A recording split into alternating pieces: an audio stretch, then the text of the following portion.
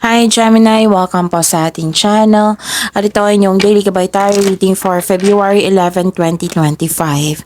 Please be reminded kung naka-resonate kayo, comment down. Kung hindi kayo naka-resonate, ibigay niyo po sa iba kasi general reading po ito. This is for you Gemini ngayong February 11, 2025.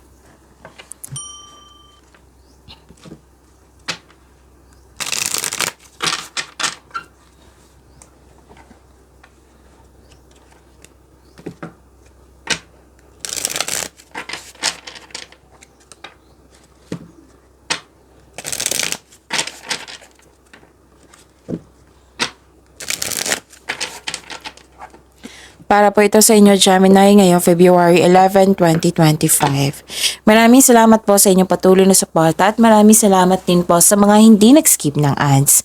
Gamitin ang reading na ito bilang kabay lamang sa mga hindi pa nag-subscribe. Subscribe na po kayo at click bell notification para malaman nyo na may bago tayong video. Para sa mga gusto magpa-reading po, may lumabas dyan sa screen nyo ngayon. Panoorin nyo po at sundin ang instruction. Spirit Guide, mga ganap po para kay Gemini ngayong February 11, 2025. I need 3 cards po.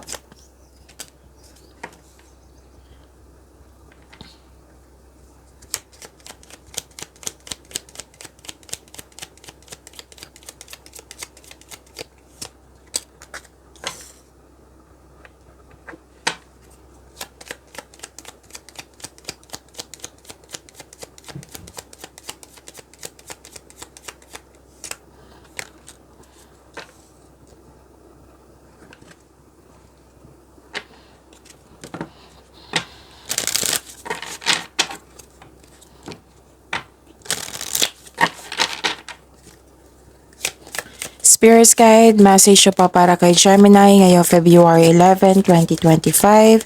I need 2 cards po.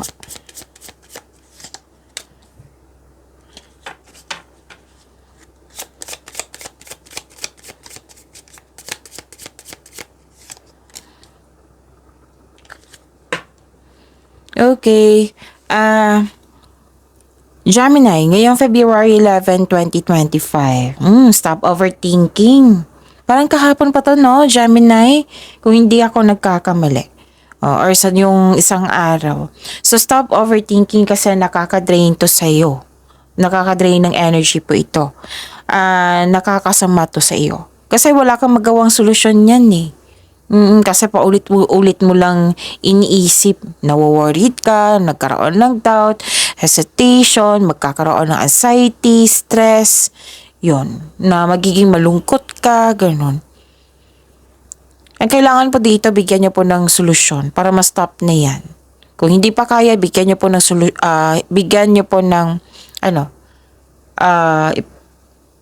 change the channel muna. Tapos, time for reflection and mindfulness skills. Yan po yung makakatulong sa pag-stop ng overthinking. Help yourself, okay? Bigyan nyo ng solusyon. Tapos, may importanteng desisyon ngayong araw na ito, Gemini. May ganap din regarding sa passion mo. May importanteng ganap sa passion mo. At saka, mag-ingat din po, baka hindi siya baka. May nakita kasi ako ditong nagalit kayo. Baka na-provoke kayo nito ng taong ito. Nangungulit, ganun. Nagalit ka, nasaktan ka at nagkaroon ng argument. Tapos, don't worry, at the end of the day, nakikita ko naman dito yung good luck and good karma. So, things going your way, may positive opportunities and happiness. Yes, you deserve this. And may success and happiness. So, claim nyo to ha. Ang ganda. Success and happiness, good luck and good karma. Yan, ang ganda. Things going your way. May positive opportunities po. Release self-limiting beliefs and declutter. Baka ang ilan sa inyo dyan na gusto nyong mag-declutter, yung maglilinis ng bahay, magbawas ng mga gamit na hindi na magagamit, or mag-general cleaning, ganon. Declutter. Spirit Guide. Energy po ni Gemini ngayong February 11, 2025.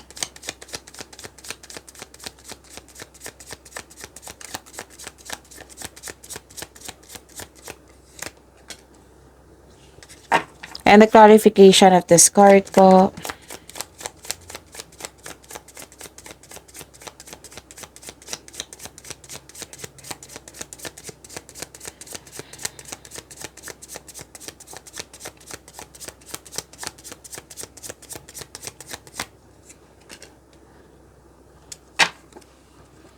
Kung may narinig kayo or manikita kayong repeating message, meaning to say pinupush ng cards niyo yan kasi ang ilan sa inyo hindi pa binigyan ng atensyon.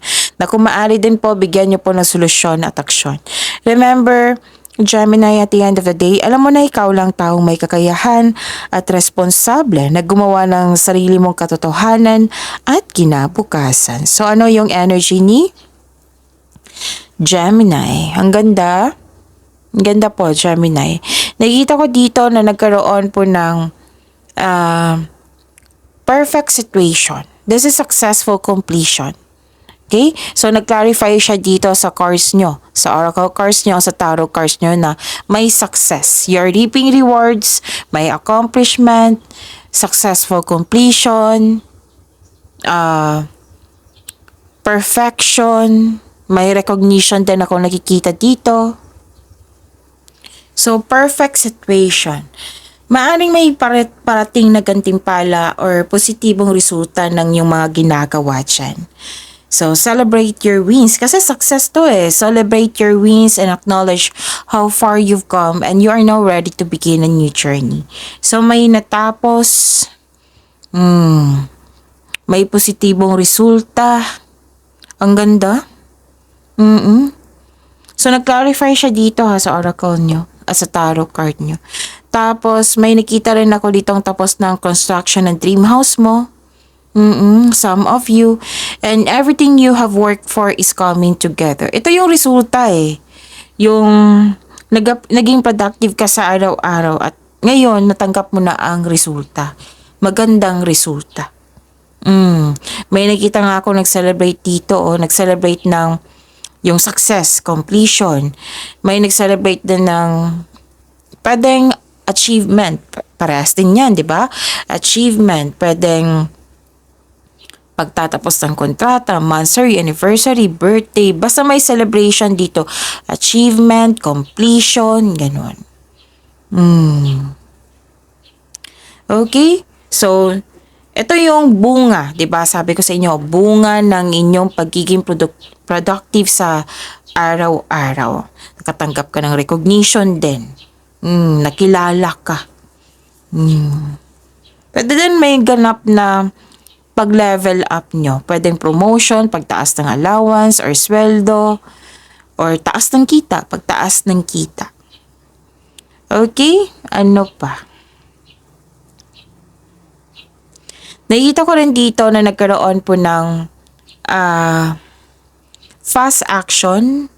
Ito yung sabi ko sa inyo kanina sa oracle reading nyo na may importanteng ganap sa passion.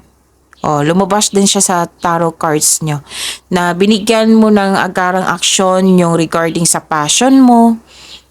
Ito na ang oras para mag-take action ka sa inyong proyekto or ideas. Consider this card as a green light to begin. So, this card asks you to have confidence kasi marami kang ginagawa eh. So, expect na magiging busy kayo ngayon. Don't worry kasi nakikita ko naman dito na maraming nag-support sa iyo. Okay? So, yun. Tapos may dumating dito.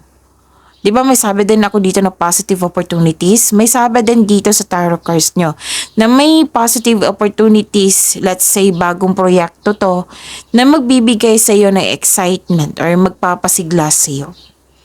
Sabi ko naman sa inyo na may ganap na importanteng ganap sa passion mo. It might be, nagdesisyon ka din ng mabilis na pagdesisyon din ito. Kasi may dumating na chances, opportunities. Yon. Spirits Guide, Career and Money po ni Gemini ngayong January 11, 2025. Sinilip ko yung tamang date. Para sure.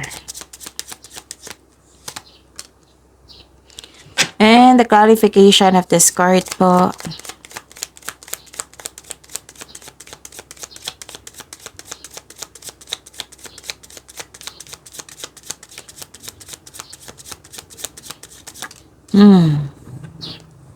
Kunin ko ha. Sa career and money niyo po. Nakita ko dito na, wag po daw kayo maniwala agad sa chismis. Sa balita, chismis ba yan?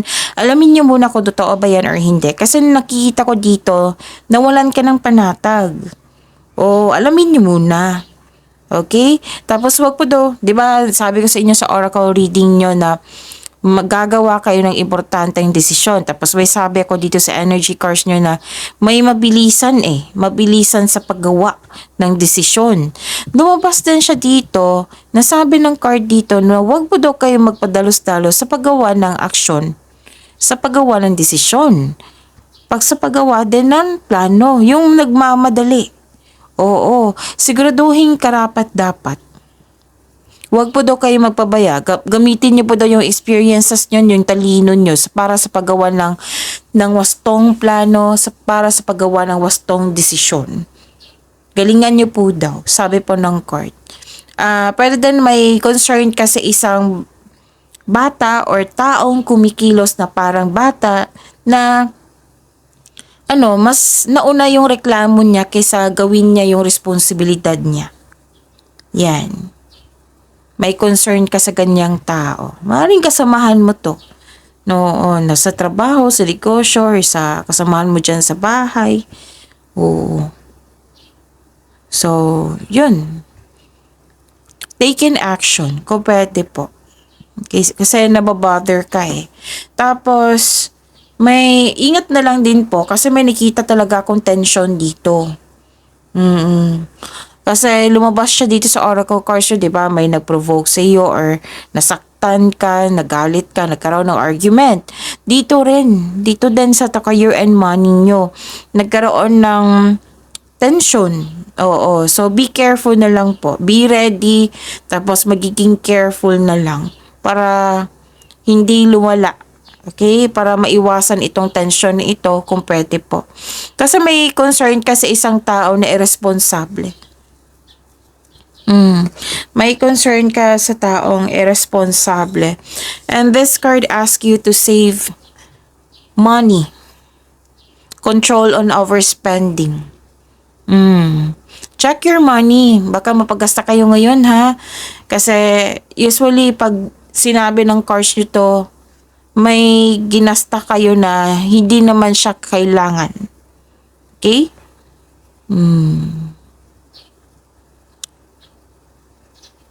Pero nakita ko talaga dito nag-overspend ang ilan sa inyo. It might be kailangan nyo talaga. Pero pag-isipan ng mabuti kasi nakikita ko dito nag-iipon kayo eh. Oo.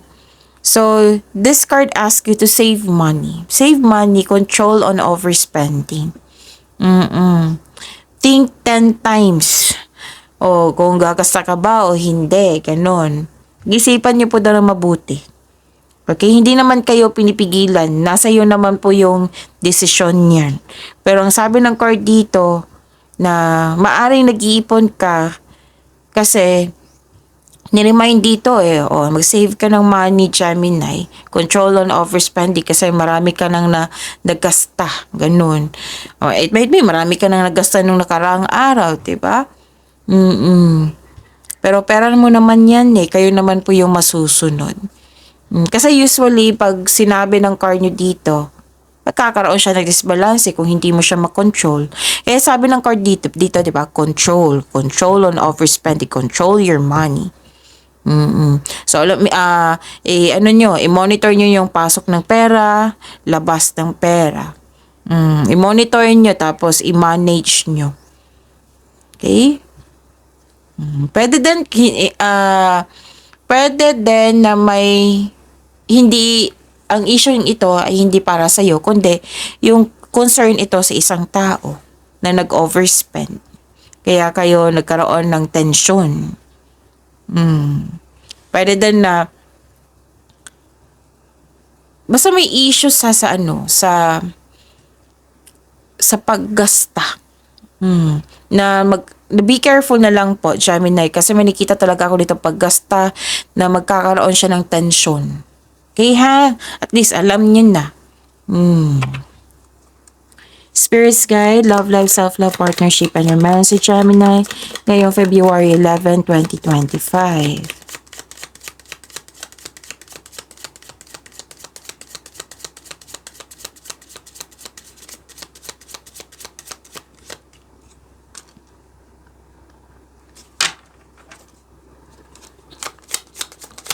The clarification of this card po.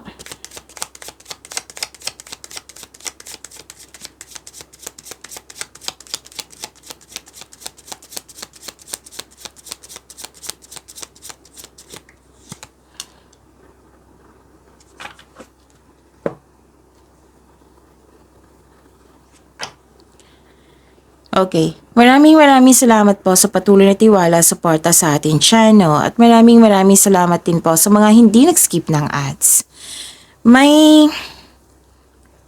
Okay, Gemini, mag-ingat po kasi may chance na babalik yung tao na nanloko sa iyo. Kaya mag-ingat po. Okay? Tapos pwede din na mag-ingat kayo sa paggawa ng desisyon kasi may nakita ko dito nagsisisi sa paggawa ng desisyon. May nakita rin ako dito may chance ka babalik ulit sa pagkakamali. So, be careful. Pag-isipan niya ng mabuti. Okay? So, yun. Ano pa?